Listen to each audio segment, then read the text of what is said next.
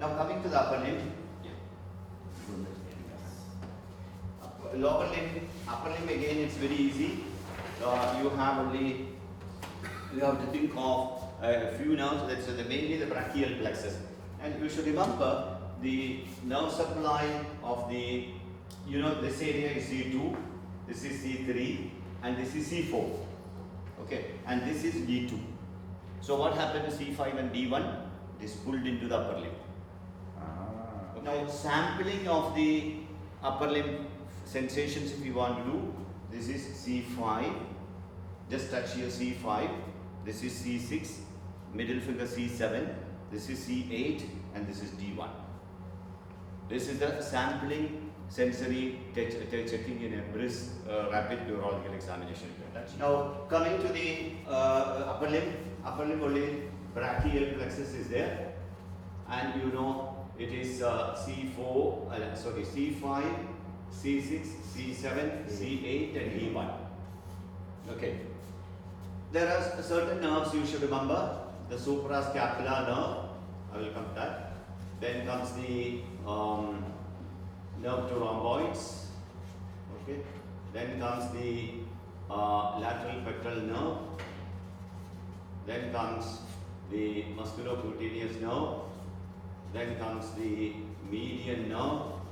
Then comes the ulnar nerve, and then comes the radial nerve, and then comes the medial pectoral nerve, then comes the nerve to latissimus dorsi, and then comes which one? Long thoracic nerve.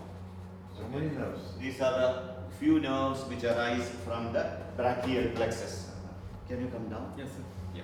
So if you just stand there. So okay. So the lower upper limb. If you want to start examination of the muscles of the upper limb, ask him to push your hand out. This is the first 30 degrees of the abduction. Shoulder abduction is by supraspinatus muscle. Supraspinatus muscle, the nerve root value is C5. So yeah. This is supraspinatus muscle, that is C5. Okay. Now the next up to the 90 degrees is by the deltoid. Yeah, deltoid, again C5. Okay. So abduction of the shoulder is over. Or you can keep it like this, and then put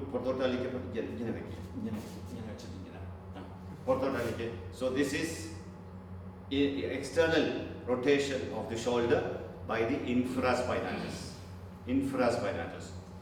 If you keep it like this and then this is what is subscapularis, and this is rhomboids. So mainly you have to look for the first initial abduction by the supraspinatus, and then the next one is the deltoid. Okay, and then you can ask him to keep it like this and external rotation by the infraspinatus. So these are the important nerves for the C5.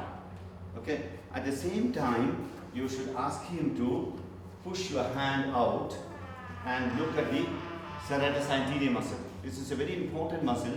Push it out. Serratus anterior muscle. So serratus anterior muscle is long thoracic nerve, C5, C6, C7 nerve root, and here what will happen?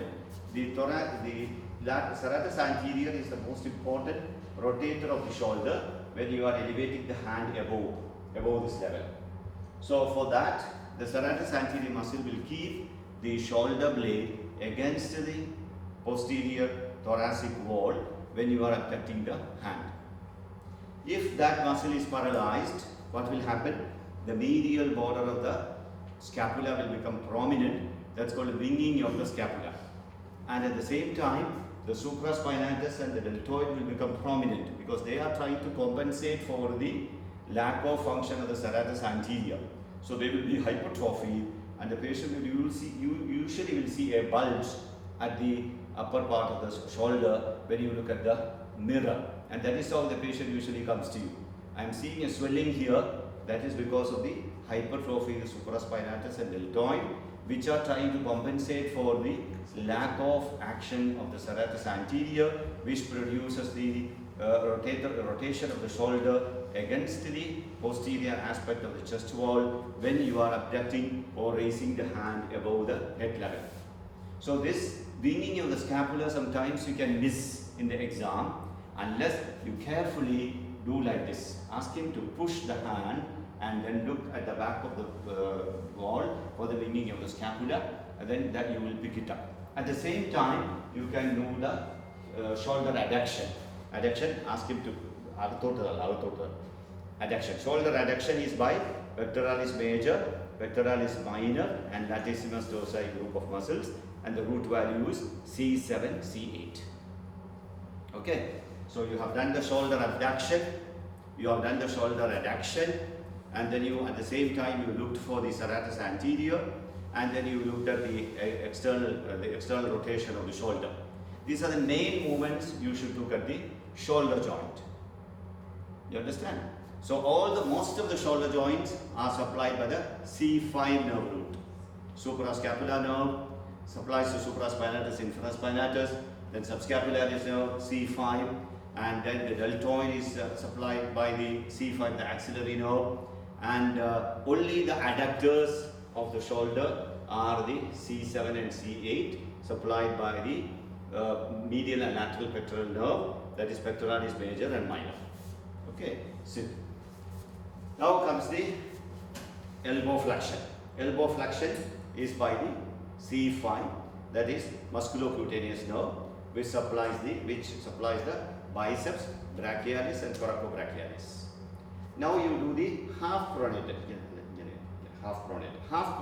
hand flexion is by the brachioradialis C6. At the same posture, you can ask him to extend the triceps C7. Okay. Now comes the pronation and supination. Keep the hand like this and ask him to push it down like this. This is supination and this is pronation. Supination is by radial nerve, that is the supinator and brachioradialis. Pronation is by the median nerve, the pronator teres pronatory quadratus muscles. Okay, so mainly you have to look for the elbow flexion, which is C5, that is biceps brachialis, coracobrachialis, and then the elbow extension by the triceps C7, then half pronated hand flexion by the brachioradialis, and then pronation, supination if possible you can do it, and then come to the wrist joint. The wrist extensors are supplied by the C7 nerve root, most of them are radial nerve, and the wrist flexion is again by C7, but that is supplied by the median nerve and ulnar nerve, because there is a flexor carpi ulnaris which produces the ulnar flexion, and the other one is flexor digitorum profundus, which is the median nerve. Now coming to the fingers, the finger flexion is by C8. C8. This is shared by the ulnar nerve as well as the median nerve, finger flexion. Finger extension is by the radial nerve, again C8. Okay. Now comes the small muscles of the hand. Small muscles of the hand, the thenar eminence is mainly abductor pollicis brevis, adductor pollicis, flexor pollicis, and opponens pollicis. So how will you test for the thenar eminence? Keep your hand like this and ask him to look up to the ceiling. This is abductor pollicis brevis. Okay, bring it down. This is adductor pollicis. Like this, keep it like this. This is flexor pollicis. And keep it like this. This is opponens pollicis. These are all supplied by the median nerve D1, except the adductor pollicis, which is supplied by the ulnar nerve. Now comes the ulnar nerve innervated muscles. You get very easy. Ask him to keep it like this. Push my hand out. This is abductor digiti minimi, ulnar nerve. Now this hand, this is a fulcrum, and ask him to push it inside. This is palmar interosseous and this is dorsal interosseous. Now comes to the reflexes.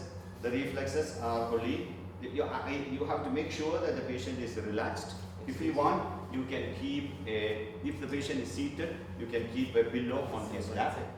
So keep it like this. This is the best way. Actually, if the patient is seated comfortably, then keep a pillow on top of this, and then you can see C5. This is again C5, and this you always keep a finger. Don't tap on his this radius. And if the patient has pain, you will fail in the exam. So be careful that you keep your hand and then look for the supine jerk. That is C6, and then C7.